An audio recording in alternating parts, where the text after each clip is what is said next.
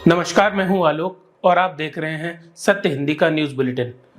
नजर डालते हैं अब तक की खबरों पर। दिल्ली के मुख्यमंत्री और आम आदमी पार्टी के राष्ट्रीय संयोजक अरविंद केजरीवाल को राहत देने की मांग वाली याचिका सोमवार 22 अप्रैल को हाई कोर्ट ने खारिज कर दी। साथ ही दिल्ली हाई कोर्ट ने याचिकाकर्ताओं पर 75,000 रुपए का जुर्माना लगाया। हाई कोर्ट ने कहा कि इस मामले में याचिकाकर्ताओं का सीधे तौर पर कोई लेना देना नहीं है। हाईकोर्ट ने कहा अरविंद केजरीवाल जेल के भीतर हैं और वे खुद भी अदालत में याचिका दायर कर सकते हैं। अगर उनको किसी तरीके की कोई राहत चाहिए तो वो खुद याचिका दायर कर सकते हैं।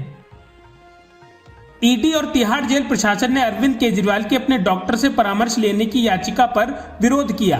आम आदमी पार्टी की नेता आतिशी ने कहा कि ईडी और तिहाड़ जेल प्रशासन ने कोर्ट में कहा है कि वो एम्स के डॉक्टर से सलाह ले रहे हैं। एम्स के डॉक्टर अच्छे और बेहतर हैं, लेकिन कल के मेल से साबित हो गया है कि तिहाड़ जेल प्रशासन ने एम्स के किसी डॉक्टर से सलाह नहीं ली है। जो डाइट चार्ट दिया गया है वो शुगर डॉक्टर का नहीं बल्कि एक डाइट सलाहकार का है। कांग्रेस ने सोमवार को प्रधानमंत्री नरेंद्र मोदी पर जहरीली भाषा का इस्तेमाल करने का आरोप लगाया है। राहुल गांधी ने पीएम मोदी पर निशाना साधते हुए कहा कि झूठ के कारोबार का अंत निकट है। कांग्रेस सांसद राहुल गांधी ने देश में बढ़ती महंगाई और बेरोजगारी के लिए पीएम मोदी को घेरा है। सोमवार को कांग्रेस ने बढ़ती महंगाई और बेरोजगारी पर एक वीडियो शेयर किया है। पार्टी के सांसद राहुल गांधी ने कहा देश में महंगाई और बेरोजगारी चरम पर है और पीएम कह रहे हैं कि सब कुछ ठीक है। उन्होंने आगे कहा पीएम मोदी के पास वास्तविक मुद्दों से ध्यान भटकाने के लिए कई रणनीति हैं, लेकिन अब झूठ के कारोबार का अंत निकट आ रहा है। बिहार और देश भर में अपने बयानों से सुर्खियों में रहने वाले बेगूसराय के एनडीए प्रत्याशी गिरिराज सिंह विपक्ष के निशाने पर हैं। पिछले दिनों गिरिराज सिंह द्वारा दिए गए बयान पर इंडिया गठबंधन के बेगूसराय के संयोजक और पूर्व सांसद शत्रुघ्न प्रताप सिंह ने इसकी शिकायत भी चुनाव आयोग से की है। चुनाव आयोग को लिखे अपने पत्र में शत्रुघ्न प्रताप सिंह ने कहा कि 19 अप्रैल को बेगूसराय के डीजी कॉलेज में आयोजित आशीर्वाद सभा में गिरिराज सिंह ने अपने कार्यकर्ताओं से कहा कि पाकिस्तान परस्त देशद्रोहियों से वोट मांगना गलत है। गिरिराज सिंह ने कहा इस बयान के बाद जिले में तनाव की स्थिति बढ़ गई है। लोकसभा चुनाव के लिए उत्तर प्रदेश के फतेहपुर सीकरी में मुख्यमंत्री योगी आदित्यनाथ ने मथुरा और वृंदावन के विकास को लेकर बड़ा ऐलान किया है। सीएम ने अयोध्या और काशी का भी जिक्र किया। सीएम ने कहा अब ब्रजभूमि का भी नंबर आने वाला है। अयोध्या और काशी ने अपने लक्ष्यों को प्राप्त कर लिया है, अब आपकी बारी है। उन्होंने कहा अब विकास के लिए कोई आपको तरसाने की हिम्मत नहीं कर पाएगा, क्योंकि अब तो आगरा में भी आपका नया एयरपोर्ट बन रहा है। आगरा भी गंगा जल से सेवन कर रहा है और घर घर नल लगाए जा रहे हैं।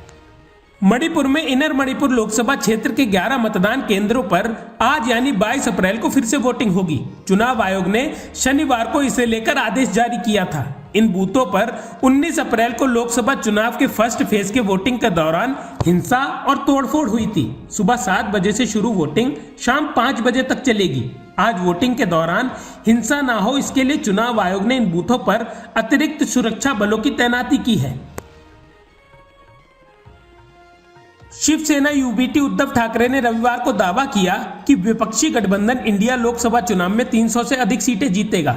बुल्ढाना में शिवसेना के उम्मीदवार नरेंद्र खेडेकर के समर्थन में एक रैली को संबोधित करते हुए ठाकरे ने कहा कि सत्तारूढ़ पार्टी की ओर से उनकी पार्टी को नकली शिवसेना कहने के लिए लोग सबक सिखाएंगे। उन्होंने कहा मेरी पार्टी को नकली शिवसेना कहते हैं, लेकिन यही सेना आपको आपकी असलियत दिखाएगी। क्या मेरी शिवसेना आपकी डिग्री की तरह है जिसे आप नकली कहते हैं? लोग आपको आपकी जगह दिखाएंगे। कांग्रेस के वरिष्ठ नेता पी चिदंबरम ने रविवार को वादा किया कि विपक्षी गठबंधन इंडिया के केंद्र में सत्तारूढ़ होने पर संसद में सबसे पहले सत्र में ही विवादास्पद नागरिकता संशोधन अधिनियम को निरस्त कर दिया जाएगा। चिदंबरम ने कहा कि कांग्रेस पार्टी का इरादा सीएए को रद्द करने का है, भले ही उसके घोषणा पत्र में इसका उल्लेख नहीं दिया गया है। चिदंबरम ने कहा कानूनों की एक लंबी सूची है जिनमें से 5 कानून पूरी तरह से रद्द किए जाएंगे। ये मेरा वादा है। मैं घोषणा पत्र समिति का अध्यक्ष हूँ। मैंने इसका एक एक शब्द लिखा है। मुझे पता है कि इरादा क्या था। सीएए संशोधन नहीं किया जाएगा, बल्कि इसे रद्द कर दिया जाएगा। कांग्रेस ने लोकसभा चुनाव के लिए रविवार को नई लिस्ट जारी की है। पार्टी ने आंध्र प्रदेश की 9 और झारखंड की 2 लोकसभा सीटों पर उम्मीदवारों का ऐलान किया है। इसके साथ ही कांग्रेस ने झारखंड के गोड्डा लोकसभा सीट से उम्मीदवार बदल दी हैं। पार्टी ने यहां से दीपिका सिंह पांडे की जगह प्रदीप यादव को अपना उम्मीदवार घोषित किया है। वहीं रांची लोकसभा सीट से पूर्व केंद्रीय मंत्री सुबोध कांत सहाय की बेटी यशस्वी सहाय को टिकट दिया है। कांग्रेस ने रविवार को केंद्रीय चुनाव समिति की बैठक बुलाई थी। इस बैठक में कांग्रेस अध्यक्ष मल्लिकार्जुन खड़गे और सोनिया गांधी मौजूद रहीं। रांची के धुरवा स्थित प्रभात तारा मैदान में आयोजित महारैली के मंच से बिहार के पूर्व उप मुख्यमंत्री तेजस्वी यादव ने केंद्र की मोदी सरकार को खूब ललकारा। उन्होंने कहा कि केंद्र सरकार बाबा साहब के संविधान को खत्म करना चाहती है। उन्होंने कहा किसी भी माई के लाल में दम नहीं है कि वो बाबा साहब के संविधान को खत्म कर दे। अगर संविधान को खत्म करने की सोचते हो तो जनता उनको खत्म कर देगी। तेजस्वी यादव ने भाजपा को बड़का झूठा पार्टी कहा और कहा इस बार झारखंड ने मूड बना लिया है कि भाजपा को भगाओ, देश का लोकतंत्र बचाओ। सभी मिलकर केंद्र को तानाशाह सरकार को उखाड़ फेंकेंगे।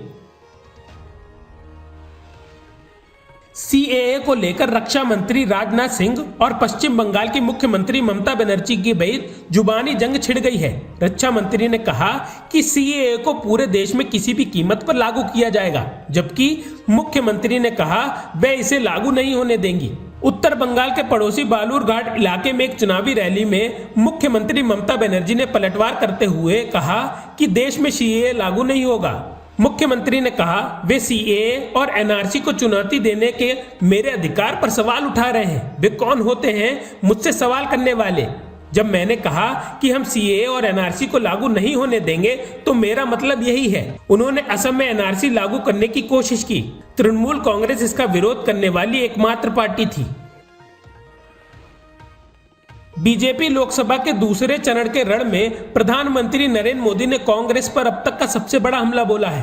राजस्थान के बांसवाड़ा में चुनावी रैली को संबोधित करते हुए पीएम ने कांग्रेस के मैनिफेस्टो पर निशाना साधा और कहा कि कांग्रेस अब वामपंथ की बेड़ियों में जकड़ती जा रही है। उन्होंने कांग्रेस पर निशाना साधते हुए कहा कि अगर कांग्रेस सत्ता में लौटी तो माओवाद की सोच को धरती पर उतारने की कोशिश करेगी और आपकी संपत्ति हड़प कर घुसपैठियों में बांट देगी। हालांकि कांग्रेस ने बीजेपी को चुनौती दी है कि पीएम ने कांग्रेस के घोषणा पत्र के बारे में जो कुछ कहा है, अगर वो उसने घोषणा पत्र में कहीं लिखा है तो दिखा दे। राजस्थान के बांसवाड़ा में रविवार को की गई पीएम की टिप्पणी से सियासी हलचल बढ़ गया है। चुनावी रैली में धन के पुनर्वितरण वाली टिप्पणी के बाद असदुद्दीन ओवैसी ने प्रधानमंत्री नरेंद्र मोदी पर पलटवार किया है। प्रधानमंत्री के भाषण पर प्रतिक्रिया देते हुए एआईएमआईएम के अध्यक्ष असदुद्दीन ओवैसी ने एक्स पर लिखा, मोदी ने आज मुसलमानों को घुसपैठिया और कई बच्चों वालों कहा है। 2002 से आज तक मोदी की एकमात्र गारंटी मुसलमानों को गाली देना और वोट प्राप्त करना है। अगर कोई देश की संपत्ति के बारे में बात करता है तो उसे पता होना चाहिए कि मोदी के शासन में भारत की संपत्ति पर पहला अधिकार उनके अमीर दोस्तों का होगा। तेलंगाना के सीएम रेवंत रेड्डी ने कहा कि उनकी पार्टी कांग्रेस राज्य की 17 सीटों में से 14 सीटें जीतेगी। रेड्डी ने कर्नाटका की राजधानी बेंगलोर में एक अनौपचारिक बातचीत के दौरान संवाददाताओं से कहा, हर दवा की एक समाप्ति तिथि होती है। उन्होंने कहा कि प्रधानमंत्री नरेंद्र मोदी 2024 का लोकसभा चुनाव हार जाएंगे। सीएम रेड्डी ने कहा, मोदी की गारंटी कोई गारंटी नहीं है। उन्होंने विपक्षी बीआरएस को लोकसभा चुनाव में एक भी सीट जीतने की चुनौती दी है। बीआरएस द्वारा खोए गए वोटों से बीजेपी को फायदा हो सकता है, लेकिन कांग्रेस अभी भी कम से कम 14 सीटें जीतेगी। दिल्ली आबकारी नीति मामले में ईडी नया आरोप पत्र दाखिल करने वाली है। इसे अगले 3 हफ्ते के अंदर दाखिल किया जाने की संभावना है। मीडिया रिपोर्ट्स के अनुसार आरोप पत्र में अब आम आदमी पार्टी को आरोपी बनाया जा सकता है। यदि इसे आरोपी बनाया जाता है तो पार्टी की संपत्ति जब्त कर ली जाएगी, बैंक खाते फ्रीज किए जा सकते हैं और इस पार्टी को खत्म किया जा सकता है। इंडियन एक्सप्रेस ने सूत्रों के हवाले से खबर दी है कि आरोप पत्र अंतिम मसौदा तैयार किए जाने के चरण में है। रिपोर्ट के अनुसार इस नए आरोप पत्र में 4 या 5 आरोपियों के नाम शामिल होने की संभावना है। पंजाब के पटियाला में स्थित शंभू रेलवे स्टेशन पर 5वें दिन का भी किसान आंदोलन जारी रहा। इस वजह से रविवार को अंबाला से अमृतसर जाने वाली 73 ट्रेनों को रद्द कर दिया गया है। रिपोर्ट के मुताबिक आंदोलनकर्ता हरियाणा पुलिस द्वारा गिरफ्तार किए गए 3 किसानों को छुड़ाने की मांग कर रहे हैं। इस आंदोलन के कारण अब तक 380 ट्रेनें प्रभावित हो चुकी हैं और ऐसे में यात्रियों को खासा परेशानी का सामना करना पड़ रहा है। संयुक्त किसान मोर्चा और किसान मजदूर मोर्चा के बैनर तले किसान पटियाला जिले के शंभू बॉर्डर पर प्रदर्शन कर रहे हैं। अब तक की खबरों में बस इतना ही। आगे की खबरों के लिए बने रहिए सत्यहिंदी.com पर।